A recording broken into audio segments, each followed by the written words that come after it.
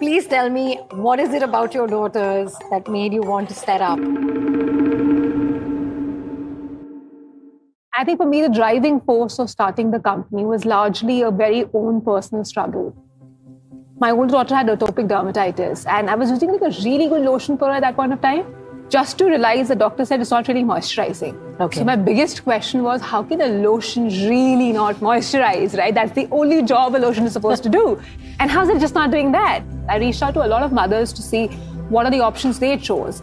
And the one consistent thing that came out was that each one of them were beginning to distrust the already existing options. Wow. And they were looking out for natural, safer options. And that was, I think, a large part of where I thought that probably there's a real market out there. I remember I used to come all the way from Gurgaon to Noida, which is almost like coming 2 states every single day.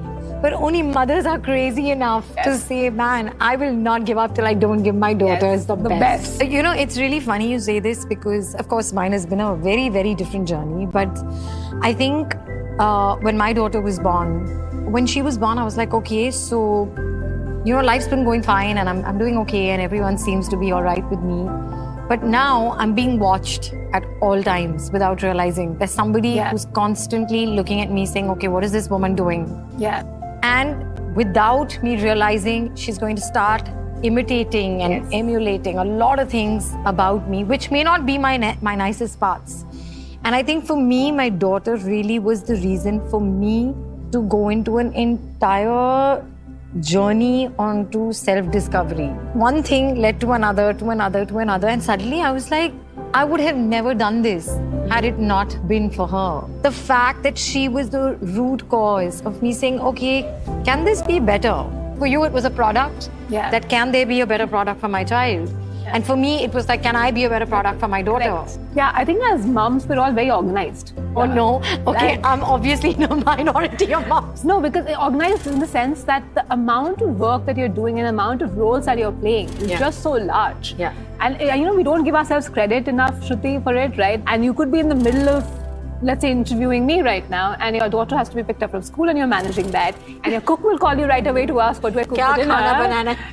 We women don't even realize that there is so much that we're doing, right? And we're great at multitasking. We're great at just being able to prioritize that this is what needs the right amount of attention today.